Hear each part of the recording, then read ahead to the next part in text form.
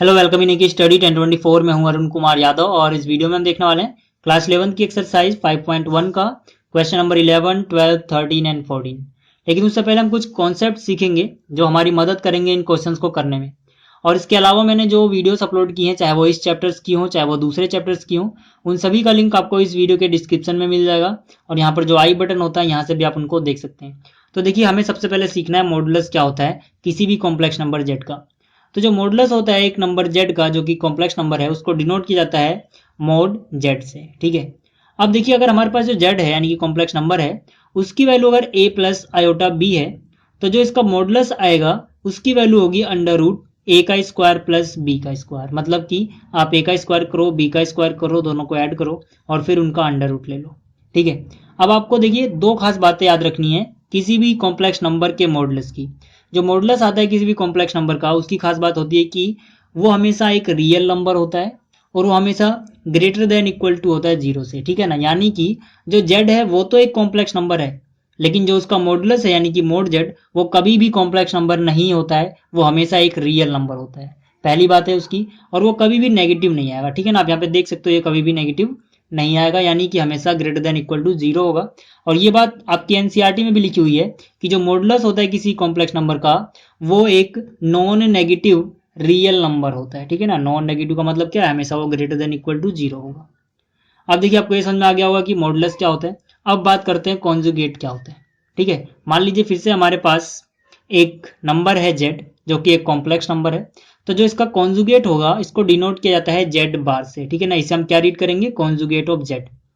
अब मान लीजिए जेड है उसकी वैल्यू है ए प्लस आयोटा बी, तो जो इसका कॉन्जुगेट होगा वो हो जाएगा ए माइनस आयोटा बी।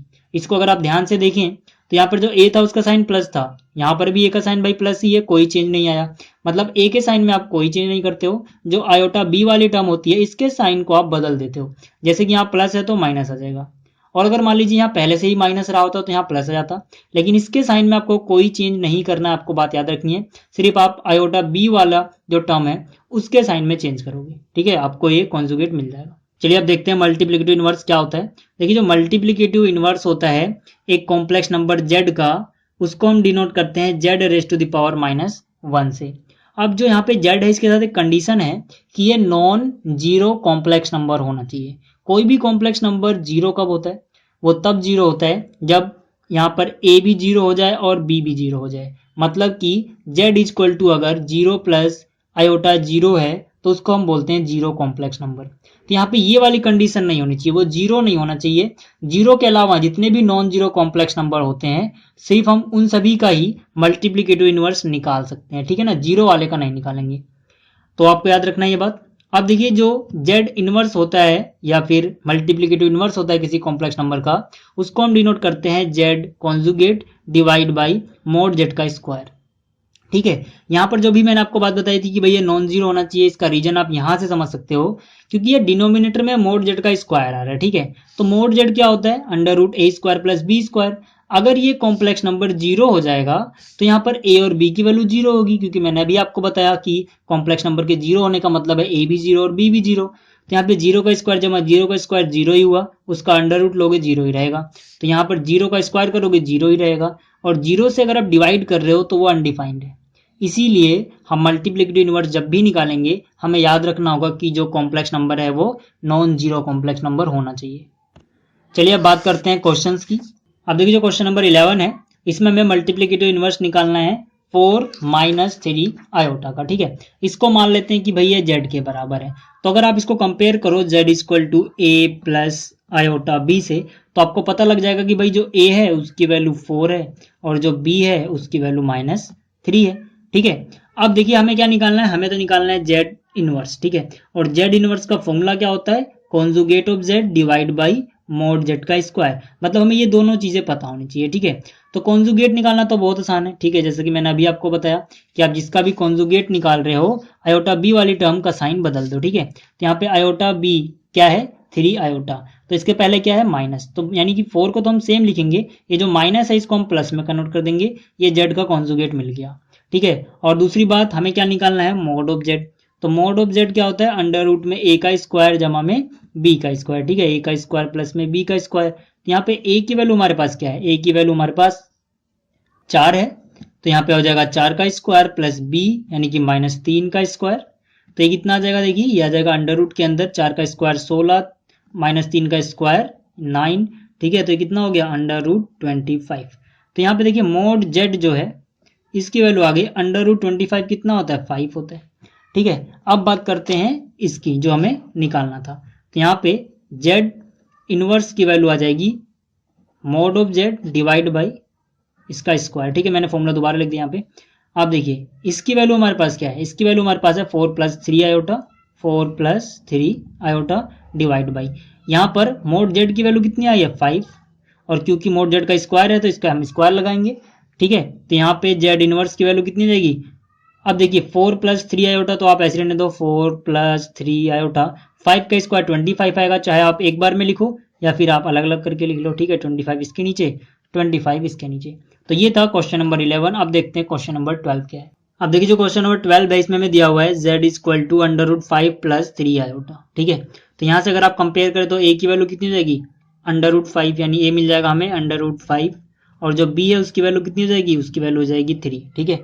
अब अगर मैं सबसे पहले इसका कॉन्जुगेट निकालूं क्योंकि हमें इसकी जरूरत पड़ेगी, तो इसका कॉन्जुगेट क्या होगा भाई, देखिए इसमें क्या करते हैं हम, जो यहाँ पे a है इसको तो ऐसे रहने देते हैं, जहाँ पे आयोटा वाली टर्म है उसका साइन चेंज कर देते हैं, यानी प्लस है तो क्या आ जाएगा यहाँ पे माइनस, तो इसका कॉन्जुगेट तो निकल गया। अगर हम बात करें इसके मॉडुलस की, तो इसका मॉडुलस क्या होता था अंडर रूट के अंदर a का स्क्वायर प्लस में b का स्क्वायर, ठीक है।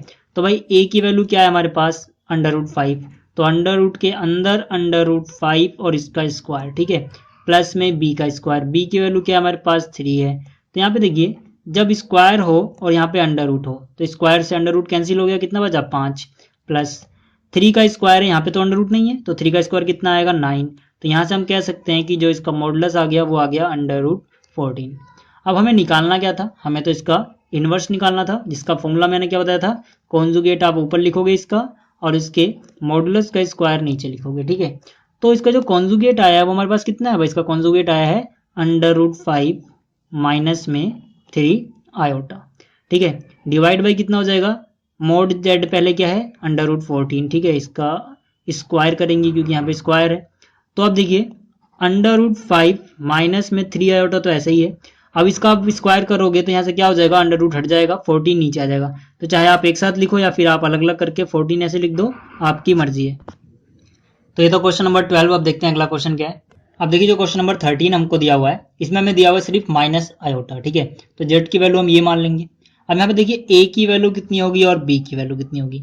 अब क्या करो, सुविधा के लिए आप यहाँ पे 0 लिख सकते हो, ठीक है, ए की जगह कुछ नहीं तो आप 0 लिख सकते हो, और यहाँ पर आयोटा के साथ आप चाहो तो यहाँ पे 1 लिख लो, ठीक है, क्योंकि 1 के साथ मल्टीप्लाई करने में कोई फर्क नहीं पड़ेगा। तो मतलब ए की वैल्यू कितनी आ गई 0 और बी की वैल्यू कितनी आ गई -1, ठीक है, क्योंकि यहाँ पे माइनस बी है। अब देखिए यहाँ से हमें पता लग जाएगा भाई जो इसका कॉन्जुगेट निकलेगा वो कितना हो जाएगा, वो हो जाएगा, इसका निशान हम बदल देते हैं, यानी कि प्लस में आयोटा, ठीक है। 1 तो मैंने ऐसे लिखा था बी बताने के लिए, आपको जरूर नहीं आप 1 लिखो या 0 लिखो ही, ठीक है, आप लिखोगे तब भी कोई गलत नहीं है, नहीं लिखोगे तब भी, ठीक है, चाहो तो आप लिख लो भाई, ठीक है, 0 प्लस में आयोटा। अब देखिए इसके बाद हमें क्या निकालना होता है, इसका मॉडुलस। इसका मॉडुलस क्या होता है, ए का स्क्वायर जमा बी का स्क्वायर, मैं फॉर्मूला नहीं लिख रहा, सीधा मैं ए का स्क्वायर की वैल्यू लिख रहा हूँ, ठीक है। तो यहाँ पे 0 आ गया ए की जगह, उसका स्क्वायर प्लस में बी का स्क्वायर, बी की वैल्यू क्या हमारे पास -1, उसका स्क्वायर आ जाएगा। तो 0 का स्क्वायर 0 होगा और -1 का स्क्वायर कितना हो जाएगा +1 हो जाएगा। √1 कितना 1 ही होता है, ठीक है। तो मोड जेड की वैल्यू ये आ गई। अब हमें इसका क्या निकालना था, इनवर्स निकालना था। तो जेड इनवर्स की वैल्यू कितनी होगी, यहाँ पर हम निकालेंगे जेड का कॉन्जुगेट डिवाइड बाई क्या लिखेंगे, मोड जेड का स्क्वायर, ठीक है। तो जो कॉन्जुगेट है उसकी वैल्यू कितनी है 0 प्लस आयोटा, यानी कि आयोटा ही मान लो आप उसे, ठीक है, डिवाइड बाई मोड जेड का स्क्वायर यानी कि 1 का स्क्वायर, क्योंकि जो मोड जेड है वो 1 आया। तो यहाँ पे आप 1 का स्क्वायर 1 ही होता है, इससे आयोटा को डिवाइड करोगे कितना मिलेगा आपको, आयोटा ही मिलेगा। तो इसका जो आंसर है वो आयोटा है। तो ये था क्वेश्चन नंबर 13। अब देखते हैं अगला क्वेश्चन क्या है। अब देखिए जो क्वेश्चन नंबर 14 है इसमें हमें मल्टीप्लिकेटिव इनवर्स में नहीं लिखना है, बल्कि हमें a प्लस आयोटा b की फॉर्म में बस एक्सप्रेस करना है, ठीक है। तो ऊपर हमें दिया हुआ है 3 प्लस आयोटा √5 पहले ब्रैकेट में, दूसरे ब्रैकेट में दिया हुआ है 3 माइनस आयोटा √5। तो यहाँ पे हम a plus b a minus b का फॉर्मूला लगा सकते हैं, जो कि होता है a का स्क्वायर माइनस b का स्क्वायर। a की जगह हमें 3 मिल रहा है, माइनस b का स्क्वायर, b की जगह हमें आयोटा √5 मिल रहा है, तो इसका हम स्क्वायर कर देंगे डिवाइड बाई। नीचे आप a plus b a minus b का फॉर्मूला मत लगाना, क्योंकि यहाँ पर देखिए मल्टीप्लाई हो रहा है ऊपर, लेकिन नीचे यहाँ माइनस हो रहा है, ठीक है ना। बहुत से हम में से गलती करते हैं, हम यहाँ पर a plus b a minus b लगाते हैं, यहाँ भी वही कर देते हैं। ठीक है, तो वो नहीं करना है हमें यहाँ पे, क्योंकि यहाँ पे माइनस हो रहा है ना कि मल्टीप्लाई। तो आप क्या करोगे, आप सिंपली पहले माइनस को अंदर मल्टीप्लाई कर लो। तो यहाँ पर क्या है, √3 प्लस में √2 आयोटा, माइनस में अंदर मल्टीप्लाई करोगे तो ये जाएगा माइनस √3 माइनस माइनस क्या हो गया प्लस √2 और उसके साथ आयोटा। यहाँ पर देखिए √2 के बाद आयोटा लिखा है, यहाँ पर √2 बाद में लिखा है, पहले आयोटा लिखा है, उससे कोई फर्क नहीं पड़ता, दोनों ही तरीकों से हम रिप्रेजेंट कर सकते हैं, ठीक है ना। तो आप देखिए यहाँ से इससे ये तो कैंसिल हो गया, ठीक है। ऊपर क्या आया, 3 का स्क्वायर कितना हो गया 9 माइनस में, यहाँ पर आयोटा का स्क्वायर हो गया और उसके साथ साथ कितना आ जाएगा, √5 का स्क्वायर कितना हो जाएगा 5, और नीचे क्या बचेगा, यहाँ पर एक बार √2 आयोटा, यहाँ पे एक बार √2 आयोटा, यानी कि 2 बार √2 आयोटा आ जाएगा। और आप जानते हो कि आयोटा का जो स्क्वायर होता है उसकी वैल्यू -1 होती है। तो यहाँ से कितना आ जाएगा 9, आयोटा स्क्वायर की वैल्यू -1 आया, -1 को आपने 5 से मल्टीप्लाई किया, -5 माइनस के साथ मल्टीप्लाई हुआ कितना हो जाएगा +5, डिवाइड बाई कितना 2 प्लस √2 आयोटा। तो यहाँ से कितना मिलेगा हमें, 9 और 5 कितना हो जाएगा 14, डिवाइड बाई 2 √2 आयोटा। अब देखिए इसके आगे हम करना चाहते तो 2 1 जा 2, 2 7 जा 14, तो मतलब हमारे पास क्या बचा, हमारे पास ऊपर बचा 7 और नीचे क्या बचा √2 आयोटा। अब हम क्या करेंगे, नीचे देखिए √2 एक इरेशनल नंबर है, तो हम क्या करेंगे √2 आयोटा से ऊपर और नीचे मल्टीप्लाई कर देंगे, ठीक है ना, और आयोटा भी हम ऐसे नीचे नहीं छोड़ते हैं। तो यहाँ पर क्या हो जाएगा, देखिए यहाँ पर हो जाएगा 7 इंटू में √2 आयोटा, यानी कि 7 √2 आयोटा, और नीचे क्या हो जाएगा देखिए √2 मल्टीप्लाई करोगे 2 हो जाएगा, आयोटा इंटू आयोटा क्या हो जाएगा, आयोटा का स्क्वायर हो जाएगा, ठीक है। अब फिर से वही चीज, आयोटा का जो स्क्वायर होता है वो -1 होता है, तो नीचे -1 होता है, नीचे -1 का मतलब क्या, आप ऊपर भी लिखो कोई फर्क नहीं पड़ता, तो मतलब -7 √2 आयोटा ऊपर, और नीचे क्या बचा रहेगा, ये वाला 2 यहाँ पे बचा रहेगा, ठीक है। मैंने बस किया क्या है, मैंने बस इसकी जगह -1 रखा है, ठीक है। तो आपको समझ में आ गई होगी वीडियो, तो इस वीडियो में इतना ही, मिलते हैं फिर अगली वीडियो में, तब तक के लिए गुड बाय।